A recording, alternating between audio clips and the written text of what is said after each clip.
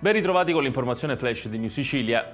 Abbiamo approvato la manovra finanziaria in giunta. Così il presidente della regione siciliana Renato Schifani, parlando con i cronisti a margine della cerimonia di accensione di un albero di ulivo in Piazza del Parlamento a Palermo. Si tratta di una manovra asciutta, ha aggiunto il governatore, prevede tra le tante misure sgravi contributivi per le aziende che assumono, aumentiamo le borse di studio per specializzandi, ci sono più fondi per comuni per arruolare tecnici necessari per la progettazione ed evitare quindi che si perdano fondi comunitari.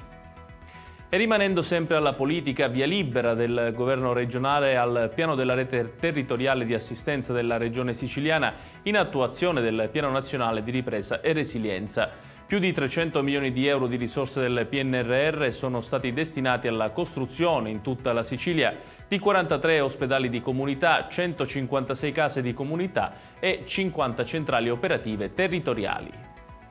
Passiamo adesso alla cronaca. Un mezzo pesante si è ribaltato lungo la strada statale 121 catanese nel territorio di Paternò.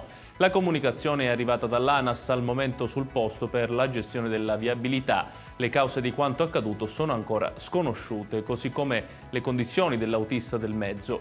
La strada è stata chiusa al traffico in direzione Catania, il traffico è stato deviato su strade secondarie allo svincolo di Paternò. Sul posto anche gli uomini della polizia stradale.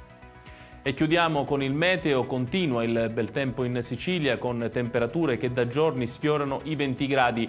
Per domani gli esperti non prevedono piogge ma solo annuvolamenti sparsi alternate a schiarite. I venti saranno deboli e i mari mossi. Per quanto riguarda le temperature si manterranno stabili con massime ben oltre le medie stagionali. Ed è tutto per questa edizione. Dalla redazione di New Sicilia l'augurio di una buona serata.